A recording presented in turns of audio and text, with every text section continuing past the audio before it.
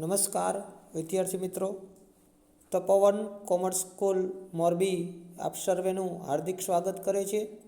વિદ્યાર્થી મિત્રો, આજે આપણે ધોરણ 9 વિષય હિન્દી કાવ્ય 13મું નીતિ કે દોહે એના વિશે અભ્યાસ કરીશું. તો તે કાવ્યના રચયિતા છે રહીમ, કે જેમનો જન્મ લગભગ 1513 અને તેમનું નિધન એટલે કે મૃત્યુ ઈસવીસન 1626 થયેલું છે. આપણે સૌ એમને સારી રીતે જાણીએ છીએ. તેમનું પૂરું નામ अब्दुल रहीम खान थे. उसके पिता का नाम बेरमबा था, जो अकबर को अभिभावक थे. रहीम अकबर के नवरत्नों में से एक थे.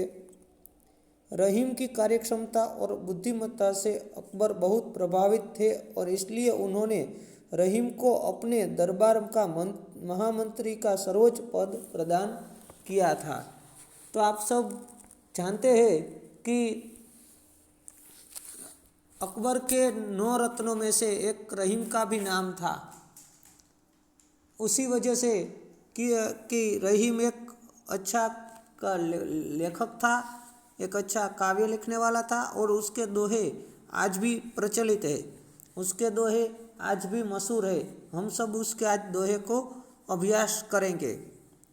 तो पहला दोहा है, तरुवर फल नहीं खात है, सरवर पिय ही न पान.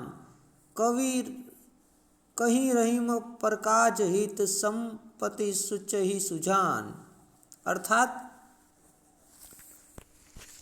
કેવો એનો ગુજરાતીમાં આપણે ભાષાંતર જોઈએ તો એમ કહેવા માગે છે કે રહીમજી કહે છે કે વૃક્ષ પોતાના ફળ ખાતા નથી અને સરોવર પોતાનું પાણી પીતું નથી.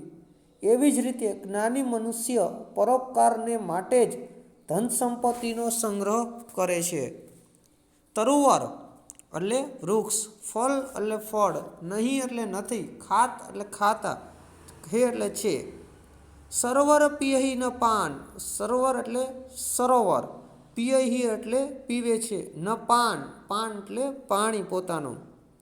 કહી રહીમ ન પરકાજ હિત, એવું કહી રહીમ કહે છે કે પરકાજ હિત, સંપત્તિ સુબહી સુજાન. એવી રીતે જ્ઞાની મનુષ્ય પણ પરોપકારને માટે જ ધન સંપત્તિનો સંગ્રહ કરે છે. બીજો દોહો જોઈએ.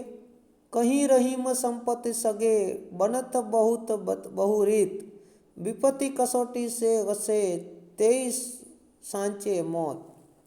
અર્થાત એમ કહેવા માગે છે કે રહીમજી કહે છે કે જ્યારે મનુષ્ય પાસે સંપત્તિ હોય છે ત્યારે લોકો વિવિધ રીતે તેના સગા બની જાય છે, તેની સાથે સંબંધ જોડે છે, પરંતુ વિપત્તિરૂપી કસોટીમાંથી જે પાર પડે છે તે જ સાચા મિત્રો છે.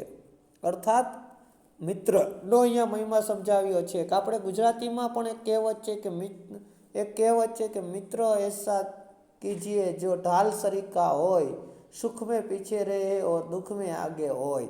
અર્થાત એવું વસ્તુ કહે છે કે જે ઘણા બધા લોકો કે આજે પૈસા આવતા ઘણા બધા લોકો મિત્રો બની જાય છે, પરંતુ સાચો મિત્ર એ છે કે જે વ્યક્તિની ખરેખર મુસીબતમાં સાથે રહે.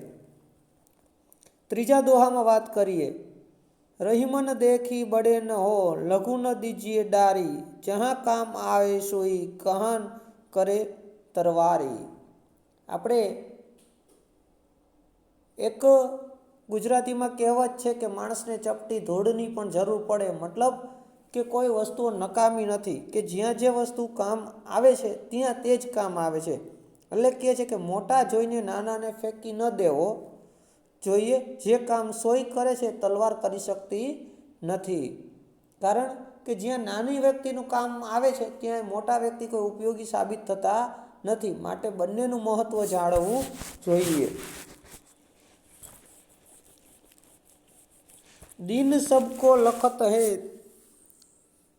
दिन ही लखे न कोई. जो रहीम दिन ही लखे, दिन बंधु सम હોય. તો શું કહે છે કે રહીમજી કહે છે કે ગરીબ લોકો સૌને આશાભરી નજરે જુએ છે, પણ તેમના તરફ કોઈ જોતું નથી.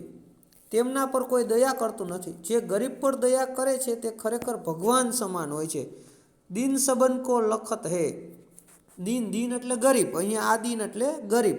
તો દીન સબન કો લખત હે એટલે કે દીન બધાને જોવે છે. દીન હી લખે ન કોઈ, પણ કોઈ જે ધનવાન વ્યક્તિ અથવા પૈસાવાળા વ્યક્તિ ગરીબને જોતા નથી. જો રહીમ દીન હી લખે, રહીમ કહે છે કે જો જે વ્યક્તિઓ ખરેખર ગરીબને જુએ છે, ગરીબની મદદ કરે છે, દીનબંધ સમ હોય, દીનબંધુ એટલે ભગવાન સમાન તે હોય.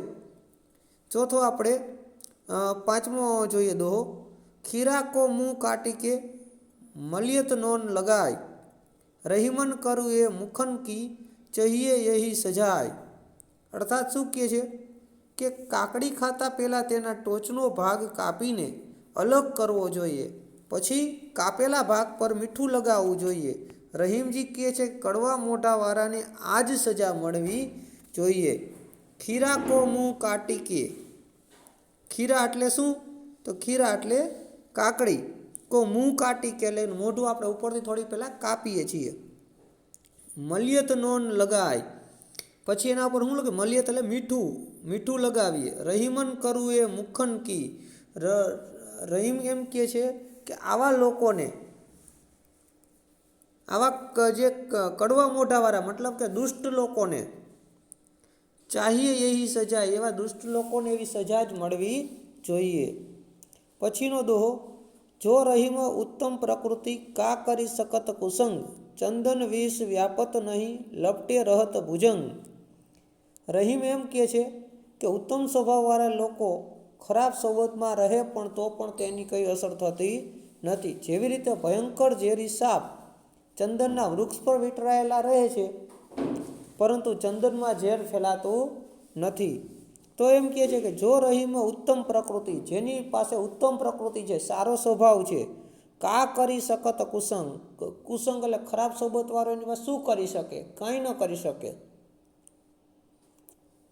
ચંદન વિષ વ્યાપત નહીં, ચંદન ઉપર જે વિષ એટલે કે સાપ જે લટકાયેલો હોય છે, ફરે ચંદન ઉપર વીંટળાયેલો હોય છે પણ ચંદનના લાકડાને કંઈ અસર થતી નથી. લપટે રહત ભુજંગ, કદાચ ભુજંગ એટલે સાપ, સાપ કદાચ એને આખો દી લપટી રહીએ, ગોળ વીંટાઈ રહીએ તોય ચંદનના લાકડામાં કાંઈ વિષ પ્રસરતું નથી, એટલે કે ઝેર પ્રસરતું નથી.